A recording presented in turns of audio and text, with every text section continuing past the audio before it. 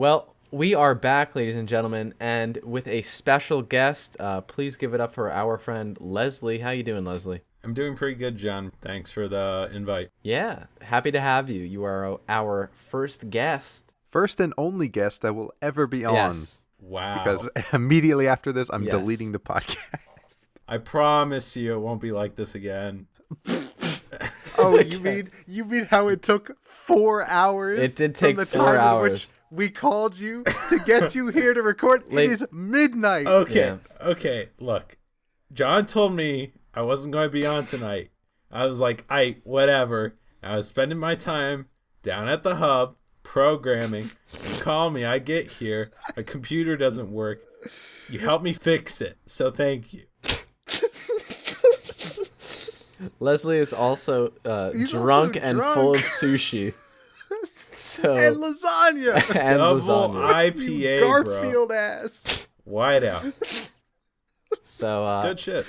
All right. All right, so let's talk about anime. We're talking about detective anime now. We are. okay? This is a mess. At the top of the episode, I brought up how if I had known that id Invaded was already out and had episodes out, I wouldn't have said those things about how I was really desperate for a detective anime. That's why we're going to talk about it today. In addition to id Invaded, there have been quite a few detective anime that have really graced the old Crunchyroll. I guess not all of these are on Crunchyroll, but you get the idea. First and foremost, probably the OG detective anime, Detective Conan. Yeah. I've never seen it. We talked about this last episode. I've never seen it. We did. So I've probably seen the most. You've definitely seen the most. I've definitely seen the most. I've read a lot of it. They're currently on episode 970. Yeah. That's good. That's what we want. Oh my it god. is. It's exactly this guy? what that's This guy with the glasses? Yes, the guy with the glasses. So they started January 8th, 1996. They've already passed 1,000 chapters in the manga. I haven't caught up in the manga in a while, but at one point I was current. That was a lot of reading and watching. I think it's it's obviously it's a very formulaic show. They mostly do the same thing every episode, and it works. It's like the Power Rangers of detective fiction. The studio's TMS Entertainment. You know, I haven't heard of them before, but I've certainly heard of the shows that they've come out with. Dr. Stone, the newest, I think, of their shows. Big flop of winter What do you 2019. mean the big flop? It's true, bro. Yeah, Dr. Stone? I don't disagree. Dr. Stone. Dr. Stone was not winter. It was July 5th, 2019. Oh, It was really? Summer. 2019. Flop. I heard it was very good, and it looks still. I heard highly the rated. manga's okay, but the anime doesn't play to the manga's strength.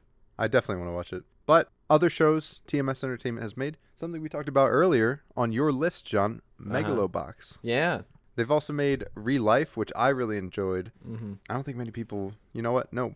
More than 500,000 people have seen the show, at least. They thought it was ReZero. Yeah, no. Well, Re-Life is good. It came out the same season as ReZero. I'm familiar with it.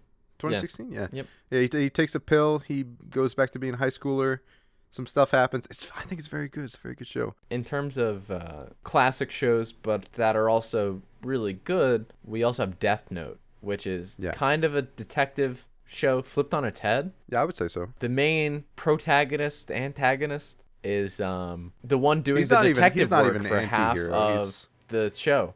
Isn't he like the villain, basically? Like the whole flip on its head is that he is the villain perspective. There's the two main perspectives. You can approach it from L's view and you can approach it from Kira's view. Kira's view, obviously he's the villain. He's a bad guy. I mean, they try to justify it, but realistically, there's no perspective where he's not the villain. I mean, he tries to like justify it through like, oh, let's murder these prisoners and give them heart attacks and hit them with trucks. But no, he's the bad guy. And there's obviously that whole moral case of like, oh, you're killing criminals, you're killing murderers. It's still like, murder at the end of the day. It's still murder. Yeah, it's still murder. We also have Erased, which we talked about earlier. Again, not your typical detective fiction. Yeah. It's time got my travel. favorite thing. Time travel. Yeah. Psychopaths. I haven't seen that one. I've seen a couple episodes of Psychopaths. I want to revisit it. I think it's a bit more mature take. Definitely in the same genre we're looking at now, which is it's definitely something I'm interested in watching. Mm-hmm. Our last show on the list is Babylon. We were watching that, Guy, Andrew, and I. I don't know how to feel about it. We watched maybe like 5 episodes, and yeah, that's the type of show. If we do some like YouTube video essay content, that is the first thing we're doing. At least I am, right? Because I have some very strong conflicting feelings about that show. I think it has really good stuff, really bad stuff. Basically, it's about a detective in Japan. It's very like it's set as like very mature in that it's not like, it's kind of laid back, but it kind of keeps its foot pushing down on the gas pedal. A detective in Japan is investigating conspiracy to have a certain person elected to mayor of a special district of, I think, Tokyo. But at the center of the whole story is this woman, right? Magase Ai. She definitely has some sort of special power over men. One which I just remembered was very elaborately described by, I think, a physician who was like a father figure to her or something like that in the latest episode that we saw. Remember that, Andrew? Yeah. That was kind of nutty. It was, yeah. But it was something. It was something. She has almost like a hypnotic power over men. Yeah, including those related to her. So kind of like a siren from Greek mythology. Yes. Yeah. Okay. Actually, that's pretty accurate. Yeah, we only saw a little bit. It gets more psychological in nature. Definitely. It has some high highs and some low lows, and look forward to more content on it. Anyway, if we want to move now to our main discussion topic at 12:30 a.m., It Invaded. Yeah, as I said earlier on in the episode, shout out again to Mother's Basement for recommending this. I'm pretty sure he recommended just going in without seeing anything, like don't read about it.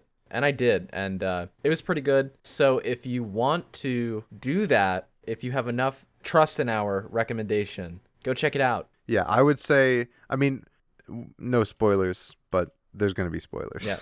Yeah, spoiler warning now. Yeah. Put a little siren on this.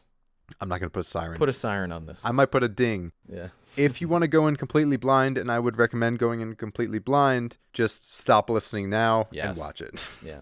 It's really worth going in without any information. I just happened to see the synopsis, and I regret. I mean, it didn't really spoil anything for me, but I kind of regret seeing what it was about before going in. I think like just small sentences or lines reveal so much of the show that you're just like, oh, yeah, wow, it does. Like, you know, it's a detective show, and that's all.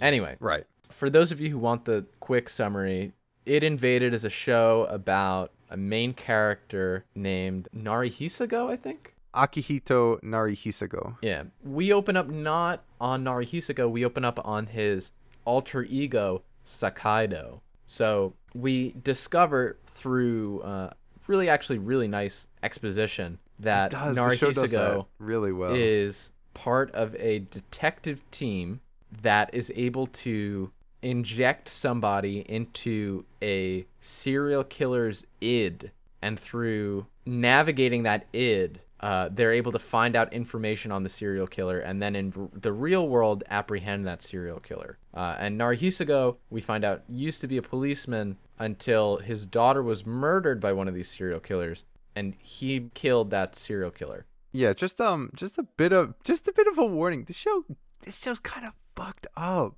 Yeah, it's a little really good though. It's like it is super it's definitely fucked mature. Up, but it's like, TVMA, and mature. it deserves the TVMA. Yeah, rating. It really does. Well, I think it's fucked up in this sounds fucked up in a good way, where like I think a lot of anime is too edgy, and they go over the board for edginess, but like this one does it right. And on the flip side, I think some are afraid to go that far, and this show really does. But like it just does it right, where they like pace it out, and it's not like every single scene is this like fucked up thing, you know.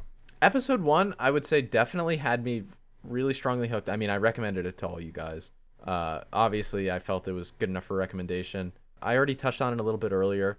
The exposition is actually really well done. By the end of episode 1, really well done. You feel like you have a good grasp on the world, and you know who everyone is, what their jobs are. Sort of. So I would say that It Invaded holds back a lot of information from its audience strategically, and gives you breadcrumbs, which is what a good detective That's what show a should do. good detective show should do. But by the end of the first episode, you feel like you have a competent understanding of the world, and you have a decent understanding of the characters. And then from episode 2 on, for the first half of the show, it follows something of a villain of the week type format. I think like the first 2 episodes and then the next 3 and maybe the next 2 or something are organized into like clusters of episodes where they'll be like the Mad Hatter part 1. I don't know what it's called, right? And then part 2. Yeah, so first one is Jigsaw. The second episode is Jigsaw 2. I really like. Yeah, actually, I disagree. For me, like the show didn't hit me until episode 3 or 4. Really? I will say mean, like, that. I will say that the first episode was like, it piqued my interest. Episode 2, I was like, okay. Episode 3, I was like, okay. And then episode 4 and on, I was like, oh, okay. Don't get me nice. wrong. Like there, in the first episode, there was things I really liked that reminded me of Steins Gate a little bit. It's that kind of like eccentric main character and those little plot points that bring you along. Mm-hmm. But like other than that, like when she got captured, I think that was episode 2. At the end of 1? episode 1. At the end of episode 1. I was going to say 1, but then I second guessed that's myself. a lot of shows are doing it nowadays. It's like episod 1, thing happens. Well, I think big it was ending. it's definitely a good hook. I mean, like, But, really. but why for would sure. I care that Homo Maricaro would get captured? It's Hondo Machi. Yeah. Homo Machi. I was gonna say Hondo Machi is actually like, for me, I'm surprised. She's probably my favorite character in this show. I actually. really like. I really like her. I was What- sleeping on it, and then what like locked in- something happens later, and you're like, oh shit. What locked it in for me is definitely when she's captured. This is only episode 2, so I'm just gonna straight up spoil it. We've got this serial killer who has this hole in his head, and he drills holes in people's head, which is actually something that really happens. People will actually give themselves holes in their head with like drills. I read about a guy who did it. I have a It's kinda question nutty. about Yeah, that. what's up? What is it? Can people won't live stay with open. an open hole in No. their head? So yes, they can. Your skin will actually grow over it. So there's a serial killer who will drill holes in people's head, and he has a hole in his own head. He has Hondo Machi captured, and she's trying to like buy time and also make him upset, kind of, so that Sakaido in the id well, because he's in this serial killer's id well right now, can like unlock the puzzle basically. She actually pushes her own forehead into the drill, and I was like, I think I even literally said "damn" out loud, because Yeah. that's very original. I think I can't think of a Yeah. show that has something like that, especially from like it turns out she's actually 25 in classic anime tradition of making a girl who looks like she's 8 years old 23. of legal age. I was actually very confused by that. Yeah, I thought she was a 14-year-old. I thought she was just That's, some like I want to also prodigy. mention that the show is new, Uh-huh. but it doesn't feel like a brand new show, and that's not to say it's not good. It's just the animation style feels older. I don't want to say cheap. Yeah, no, it definitely feels like a mid 2010s. Well, animation. I think that the animation style lends itself to be all like It does. When things go weird or wrong, it just fits. You I'd know? also Like that episode with the exploding building with the pyro. Uh-huh. That yeah. is incredible. I really love that enjoyed whole that. Yeah. sequence. I'd also like to say that like forget about the director, forget about the detectives on the well side. The main characters in Sakaido, guy with the hole in his head, and Hondo Machi, they all have like actually really good character design, right? Mhm. Like Sakaido's pink hair is like, I wasn't expecting to like it so much. Also his outfit as Sakaido, lit. It's clean, Right, yeah. the yellow scarf, Yeah, big Persona 3 vibes. Yeah, Hondo Machi ended up being like one of my favorite characters, if not my favorite character. I think the personal development of Sakaido, I guess I should say Narihisago, is also pretty good. Definitely better in the later episodes for reasons we'll get to soon. Besides him though, nobody really gets developed much except for Hondo Machi, who we find out is like also really good at detective work. Oh, and I guess her partner, who kind of throws her under the bus in that scene. Yeah, he really that was actually kind of does. lit. I forgot about that for a second. That was big. Yeah. when he was like, "Yeah, I only did this to protect myself and my colleagues." I will bye. say that seemed kind of unwarranted, though. But I don't know if you, because the way that he I guess sees we'll it, see kind of soon. But yeah, but the way that he sees the whole situation as a detective, it's like, okay, obviously he would do this because this person's a psychopath. Mhm. I like the way the show, it kind of feels like they're not treating the audience like idiots at most points, which I think is really nice. You can see the process that they're working through and kind of work through it with them. They do hide a lot of details, but they don't hide it in a way that makes the audience know something before the characters know something, which I really appreciate in these kind of shows. Yeah, I think that's a good sign of a detective show when you can try to form your own theories in the beginning, and that you're going part along the journey. Like I definitely thought Jack the Ripper was a certain character. Okay, who I won't say we yet, can talk but- about that. John we can talk Yeah, about that. but you know what I'm saying. But Yeah, John definitely, Walker. I was definitely wrong there, I think. There are a lot.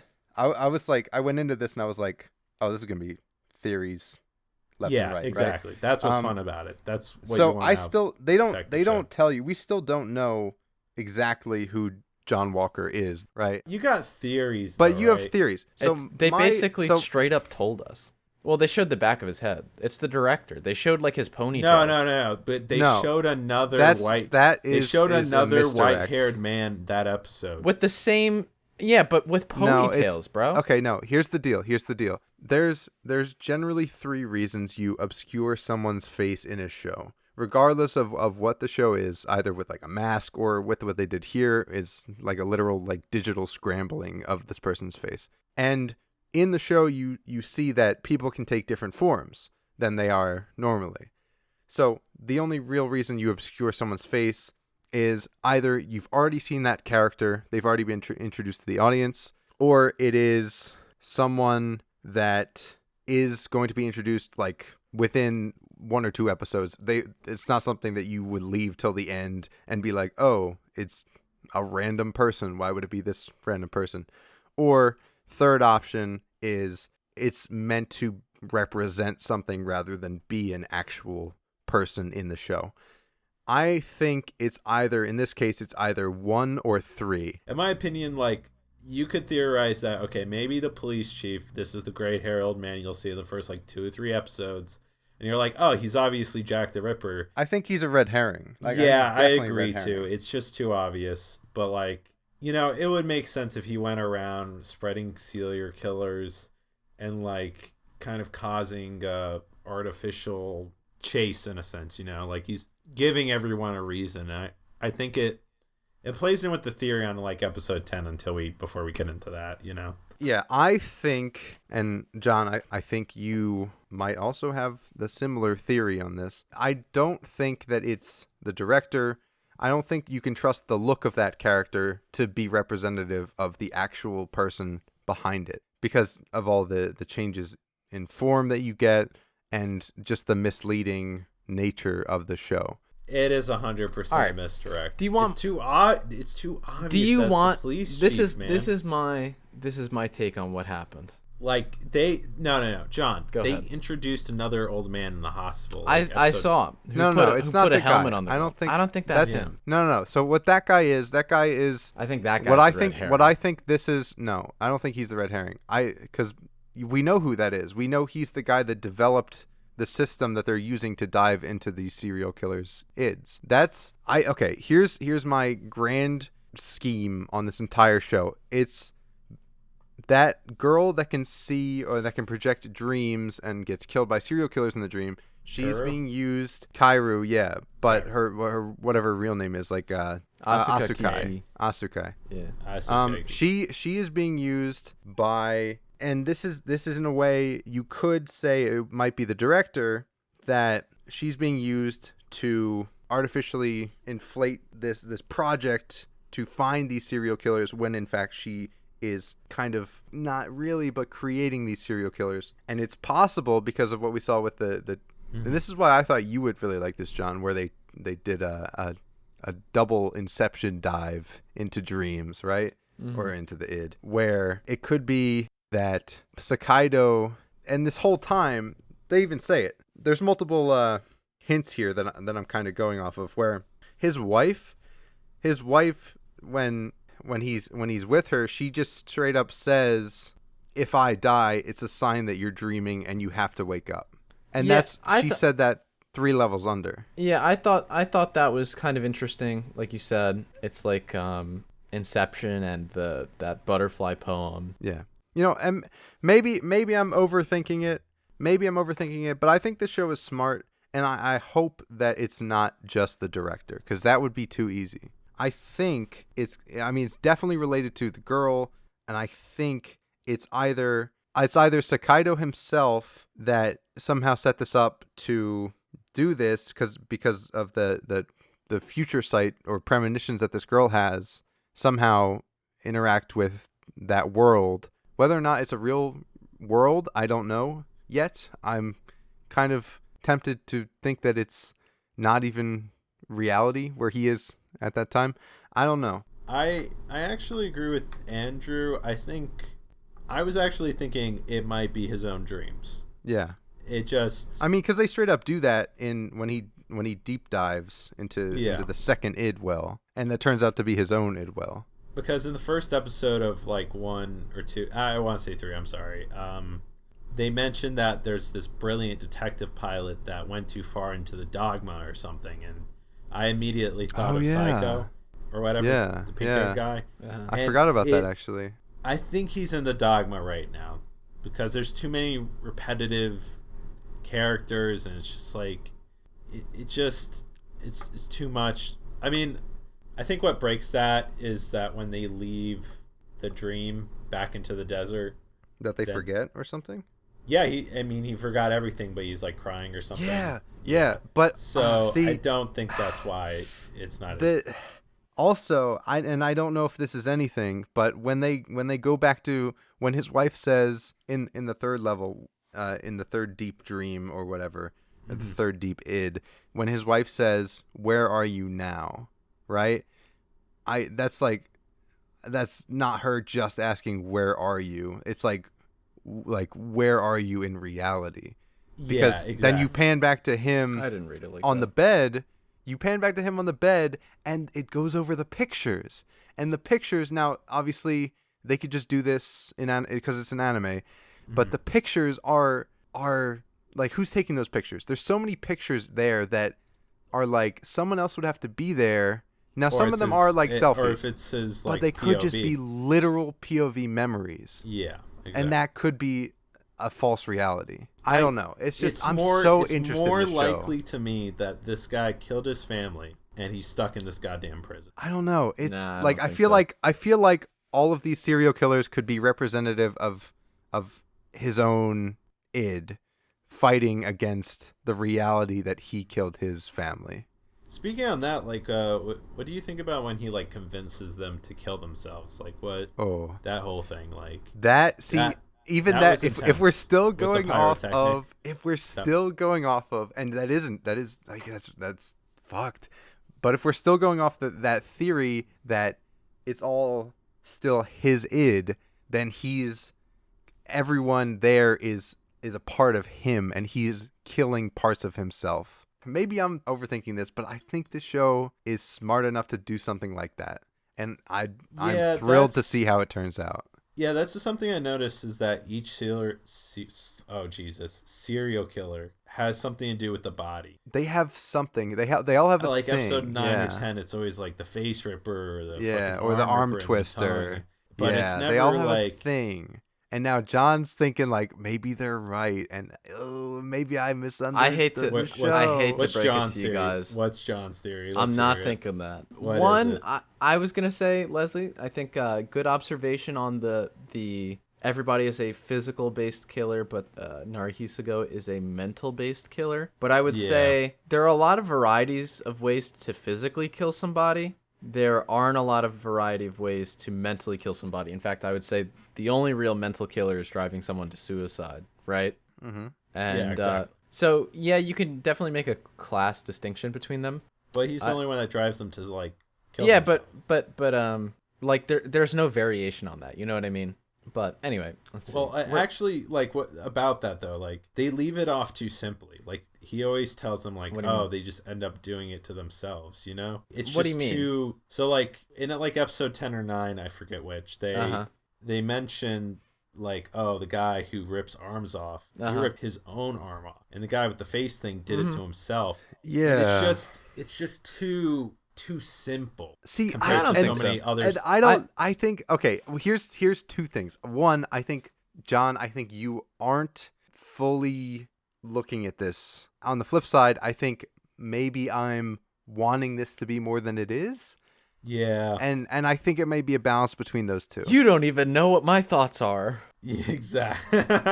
Then tell me your thoughts, because will. so Go. far all you've I said will. is Go. that you disagree with I'll let you our guys talk. thoughts. Well, first off, I wanted to say, to Leslie's point, Sakaido estimates that, and I don't know, so all of these, like, other killers are kind of, like, write-offs, in my opinion, right? They're Exactly. there to show a variety of killers and a variety of, like, there are a lot of people who are in this sort of, like, John Walker club of invading, what's Kairu's name in real life?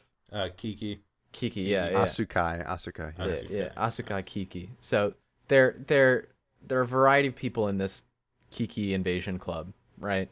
And his explanation for why they kill themselves the way that they kill others is because it gives them fulfillment, which kind of leads into that id thing. By that id thing, I mean, like, you know, the fundamental premise of the show, I guess. But my theory is kind of I think obviously there's still some hidden pieces of information. The biggest ones to me. So before episode 10 ended, right, I was very intrigued by the fact that Kiki was asking Narihisago to kill her, because that made me kind of realize, well, how does Kairu end up dead in all of these dream worlds, right? So ostensibly there's a world that exists before the id invader gets there. So what happens that makes it to the point where Kairu is dead, right? I wonder if the purpose of Narihisago being inside of that well was to kill Kiki, turning her into Kairu, and I wonder what sort of ramification that would have on the unconscious of, well, it was actually Kiki's well, right? Well, So okay. I wonder what it what was ramification Kiki's that would have. well.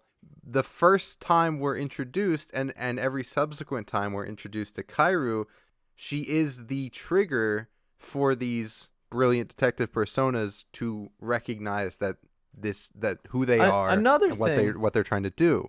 Another thing is we see that Kiki actually exclusively lives, now at least, within Narihisago, right? So we hear mention of her by the main detective in charge of the well, the black-haired guy. Momoki, yeah. yeah. I want to talk Momoki, about yes. Momoki too. So Yeah. we hear mention of her from him, but the only other times we actually see her name or see her is when somebody dives inside of her well, and her well only exists within Narihisago's well.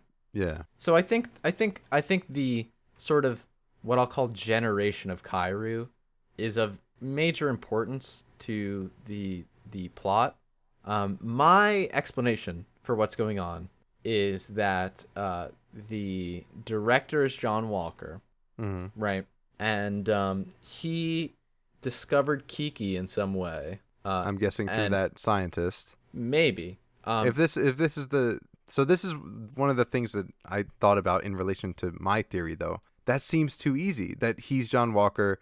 He then uses Kiki as this device to go into serial killers' ids and well, for whatever gain, right? I'm gonna go on record saying this. My theory's a long shot. Well, yeah. I mean, One mine of is too. no, I think no, all no. of our theories are no, long shot. not like this. Not like this. Trust me. This is one of the longest shots, and in fact, a called shot. Right now, I'm calling him right now. I'm calling bank. If this goes in, it's big for me.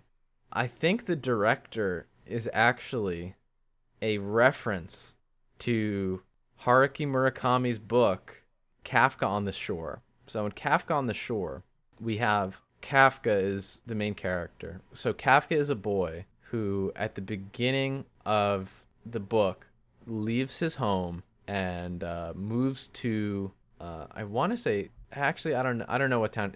It's in Japan. Haruki Murakami's a Japanese author. Very famous, one of the most famous Japanese authors of our day.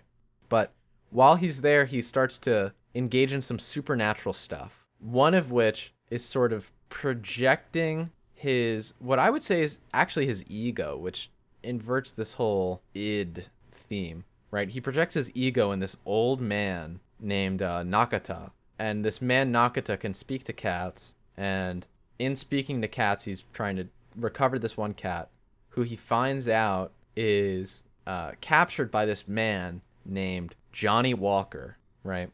Similar to John Walker, obviously, but also the alcoholic beverage. And Johnny Walker explains, I'm capturing these cats to kill them, right? I kill the cats, I cut out their heart. I think he even eats their heart while they're still alive. And if he does that enough times, he can build a flute, right? And this flute can extract, or no, he has a flute that extracts cat souls, and he has to eat the heart to extract the souls.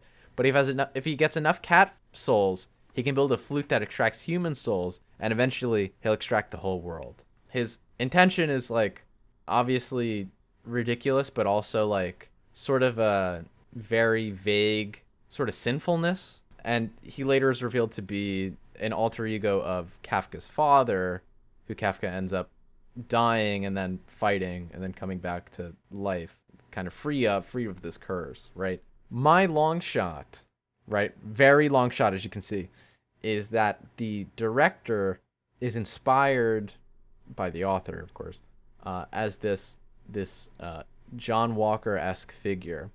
And his goal in turning Kiki into this deep dive technology is to have some sort of like, I think people are really going to be especially if I'm right.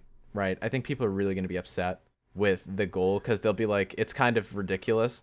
Because I think the only ways you can really write it off is something like that, where it's sort of like this like transcendent motive, or it's just like a complete anomaly that cannot be explained, right? And of course, that transcendent motive relies upon a complete anomaly that cannot be explained. I think it kind of wraps things up sort of nicely, right? Maybe the director has some sort of vested interest in causing as many deaths as possible, right? Murders, right? Yeah. I just want to get that on record. Well, we've got 3 episodes left of it. I think so. I'm really excited to see where it actually, goes. I love kind of this to bounce off speculation. of that. Sure. I think Preach, brother. It could be rehabilitation for the serial killers. In what way? Because it seems they all end up dying. That kind of sucks. Yeah, they all end up dying, but they still bring back the drill head guy in like episode 8 to the desert, or episode 7. I like the that- drill head guy. I hate the character. I like the character. Like what he represents. What do you mean? Yeah, well, I like him when he's a detective. But Yeah. Well, he's but not why a are they putting him in? Oh, yeah, that's true. That's true. Well, hold up. Why are they putting him in the machine in the first place? People who can only access the well or id are serial killers or murderers. Or... Well, yeah. So I mean, they say that the qualifications are that you have to Have killed have somebody. killed someone before, or well, see they say that Sakaido is a serial killer, but he's only killed one person. That does not fit the definition. No, he of a killed serial other people. killer.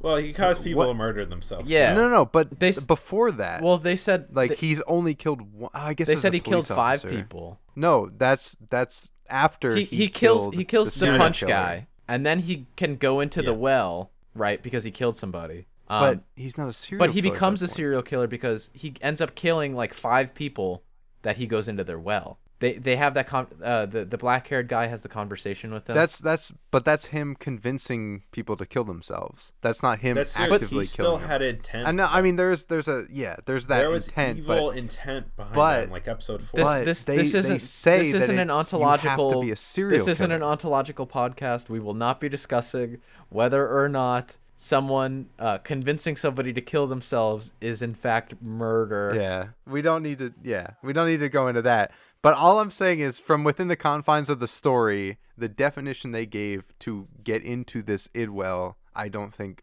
fit Sakaido. I really think that the definition is It's just still you have to intent. kill somebody, It's because still intent. Hondomachi Was it only just killed one person, dude. I know. See, I think she killed 2 people. Who? Who's the She second killed person? herself in the beginning. Yeah. No, that doesn't count. That Well, she didn't die. because I think her the intent. I think it was the her intent. well was though. detected when she drilled herself in the Yeah. brain. I think it was the intent. I think it's pretty safe to assume that the well is based off of Kiki, right? Yeah. In some way or another. I think that's That's almost I think canon there's at probably this point. one.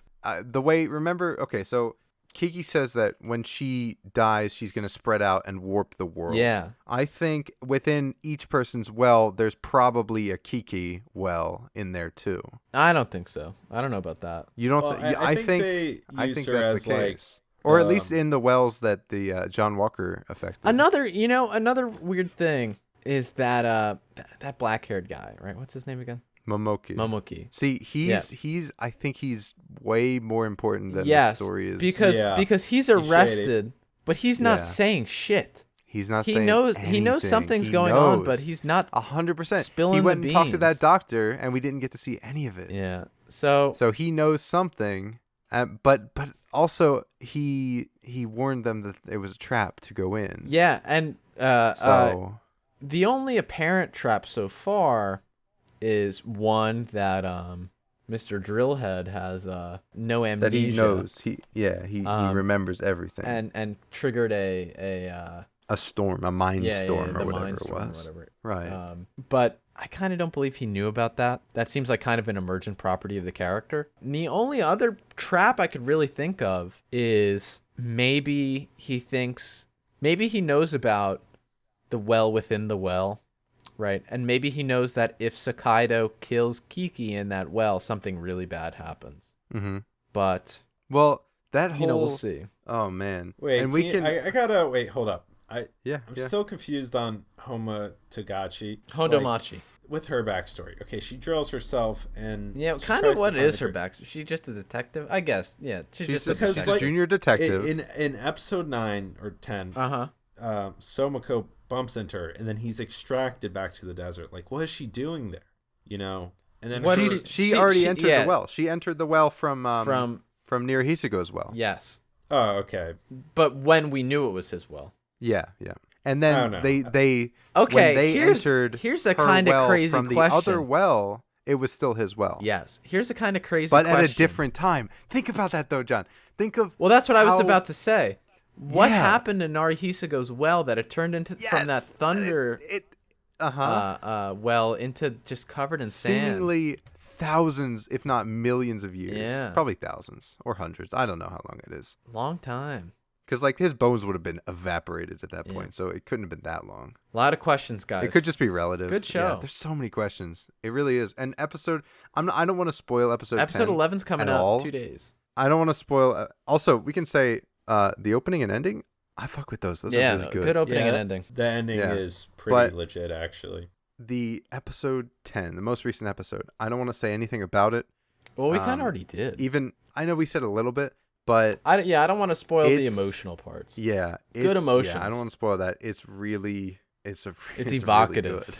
It got me. It really got me. I watched it tonight. I don't think I went in. I was like, Yeah. all right, and then I ended it and I was Listen, like, oh, fellas. damn. When they start singing in English in the sub, Ooh, things are about to get heavy. things about to get heavy. Kekai Sensen rule of life. All right, I think that's where we can end. I it think for now. I think we end it there. Thanks for joining us, Leslie.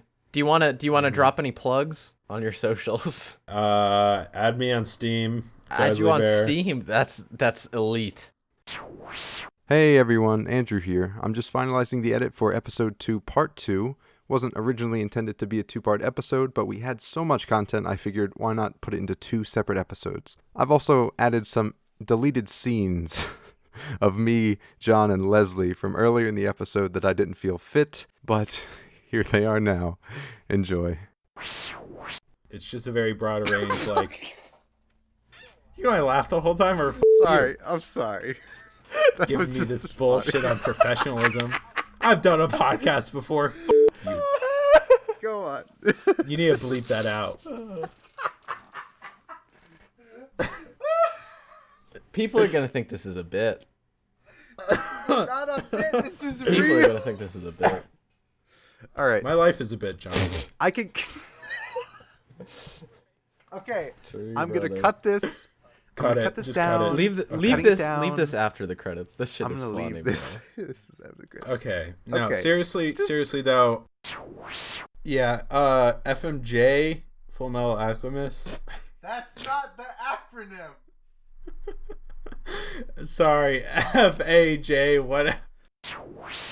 You guys have I'm an gonna outline? cut You didn't this. send me this here, outline. I should probably send Yeah, you we'll this. send you the outline. I'll Do send you want to the last restart one. for yourself? No, Well, no. yo, We're I'm, gonna. I'll cut this. I'll cut We're gonna it, put it as an after. and it'll be credits scene. fine. It's kind of funny. I don't know why your mic audio looks so whack, but I'll fix it. God damn it. Yeah, it's looking kind of weird.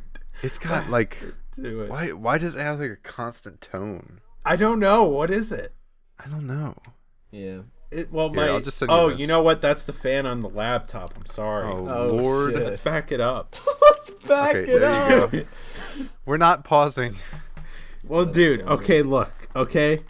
It has 4 gigs of RAM, and it's doing its best, okay?